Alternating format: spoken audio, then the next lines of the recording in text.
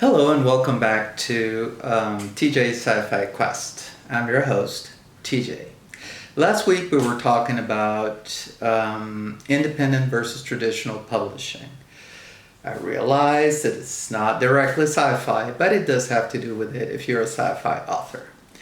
So last week we talked about accessibility, okay, and how easy it was to get an agent, why you need one, and the difference between, for instance, publishing in KDP or in Smashwords and a traditional publishing place.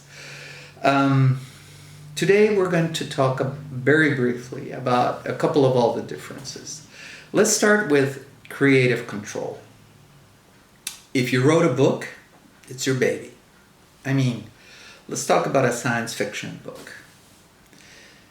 It takes place in a world that you gave birth to. It all came out of here. It's a different world. There are aliens in it. You are building a life for people or aliens or both to interact, to have epic battles or adventures or research or exploration, and it's all yours until you sign the contract. Then ownership and control goes over to the publisher. What do you mean? Well, let's say it's a good book and it sells a lot, but not as much as the publisher thinks is worth a sequel. But you got the world done, you got the characters, you got the antagonists. Maybe they were exploring part of the galaxy and you ended it, but you feel there's still so much more that you can say. So you're ready to write a second book and you don't have the rights. They belong to the publisher. And if the publisher doesn't feel that a sequel or a second book in a series or a third or a fourth is warranted, you can write them, but you can't publish them. And they won't publish them. So that's the part of creative control that gets to be very difficult. The other part is, let's say you wrote a fantastic story about space exploration, and you're really into the world building and all of these. And, one of the minor plots was a love affair between one of your characters and a cat-like alien. So your agent tells you to go ahead, you sign with the publisher. One of the things they're going to do is they're going to generate the best book cover that they can. They have professional artists for it. They do fantastic work. And it comes back and your epic exploration saga has got a cover of a sexy cat alien sitting on the legs of an astronaut. And you're going, what the heck are you doing? Well, they've got creative control. Sometimes, depending on the contract, you may have a say in it. Sometimes, you just have to grin and bear it. They paid for it. It's theirs now. So that's one of the things that indie is so attractive. It's all on you. It's a lot of work and it's a pain in the butt, believe me. But you don't like the cover, you go ahead and make another one. You hired an artist to make one and that vision is not your vision. You paid $5, $15, $30, $35, $100 for it. It's yours. It's your cover. You don't like it, you don't use it. You go on and you get another one. It costs more money. And that's the difference. It's yours. So all the joy, but all the hurt is also yours. So independent versus traditional publishing, it's a very delicate balance between what do you want out of it and what are you willing to give up for it. If you're willing to give up complete control over your, or well, not complete, but if you are willing to give up control over your work, sign the contract, get the money, run with it. If you are obsessive like myself, you're going to want to keep control till the very end. And you're going to want to have a say in everything.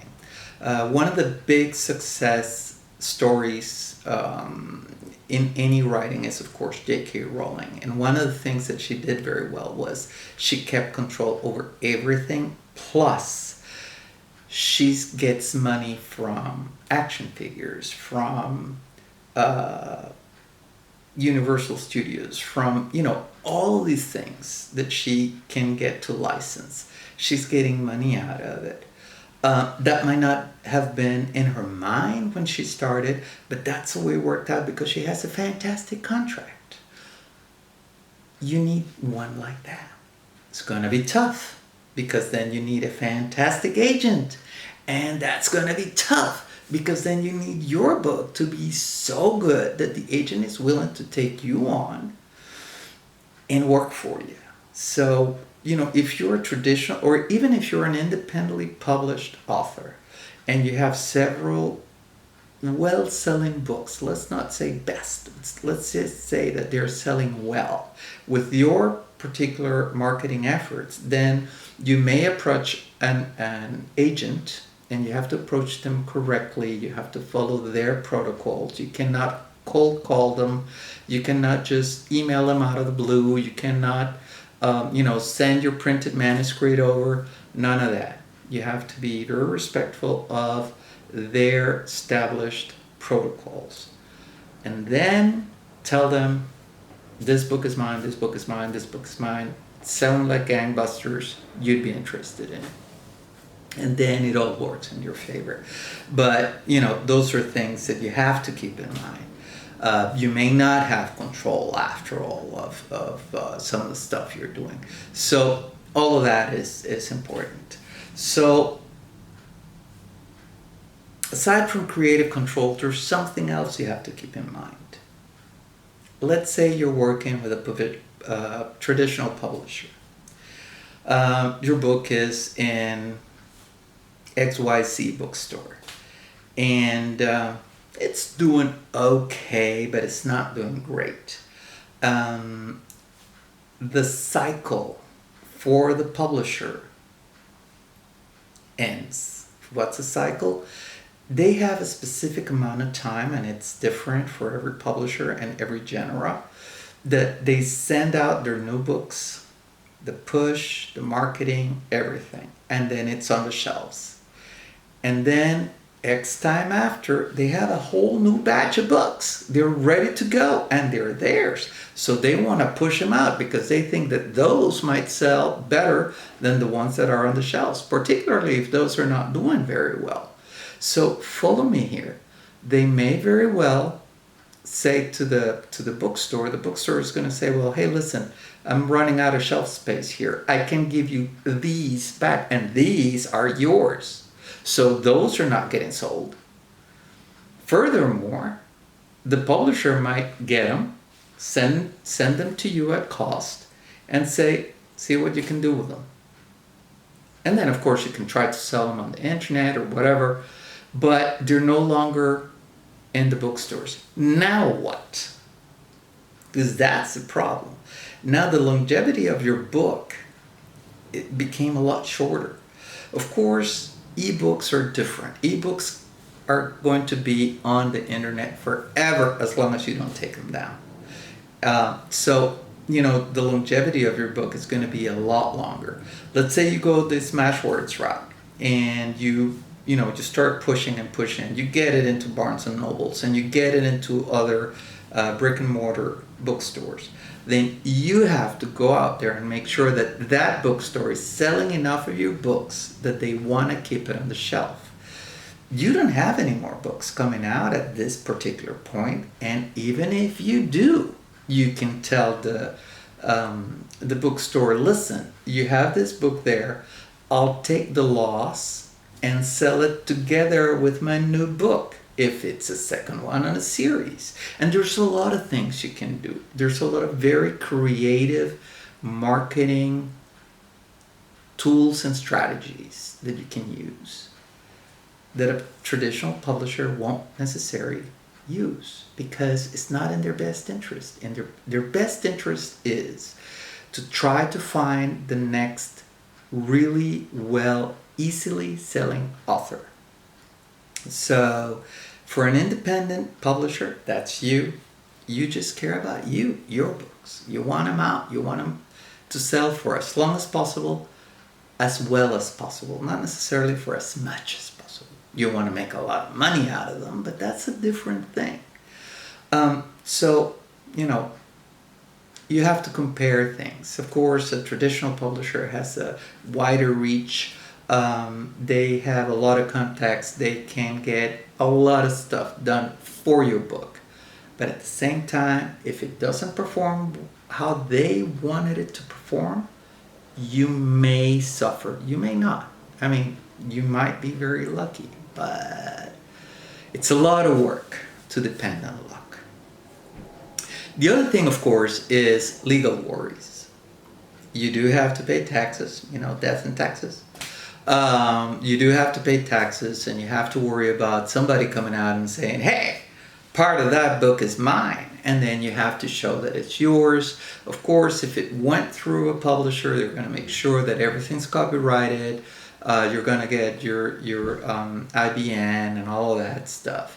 So all of that's going to be taken care of, and it doesn't cost you anything. On this side, on the indie side, you have to copyright it. You have to make sure you get your numbers. Not just one, but you got to get one for the printed version, one for the hardback, one for the audiobook, one for the electronic book. Yeah, pain, I know. So, all of that kind of stuff you have to worry about, and you have to solve. You have to solve it. You want to make sure that you copyright it. You want to make sure that everything is on the up and up. If somebody comes up and says, you're plagiarizing me, you got to make sure that you can show that you didn't. Okay? So you just have to be absolutely sure that you can show that it's original work and it's yours. Finally, or not finally, but one more thing I want to touch on today is, if you're an independent published author, you're going to get published. It's a fact of life, because you can just upload it in the morning and it'll be published in the afternoon. That's a blessing and it's a curse. You have to have your book edited, beta read. You have to have it proofread. You have to do it. Believe me. I've been through it, and I can tell you there's no way around it. You just have to do it. You're too close. It's your book. You know the story inside and out. You know the characters inside and out. You know what happens. So the problem is that when you start writing, or whichever way you do it, what's going to happen is sometimes you're going to write a sentence and you're going to write it wrong. You're going to put a word in front of another one that shouldn't go that way. You may put, I did this. Major with a Y versus major with a J. One of them is bigger than, or, okay, and the other one, it's a military rank. I was talking about the military rank, and I was using the wrong spelling. I read my work, 7 times before I sent it to the editor, and I still got it wrong. It's easy. You know what it should say. So you don't see it. You just don't see it. So you need somebody else to read it. You need somebody else to read it that knows what they're doing. It's not enough for them to tell you, wow, great job. That's fantastic to hear. But you need to have it read by somebody that knows what they're doing. Well, I I think that I'm just gonna leave it at that today. I'll go into more detail later on, and as always, if you like the t-shirt, remember to look for it in my store, both at TeePublic and Redbubble. And of course, as always, keep questing.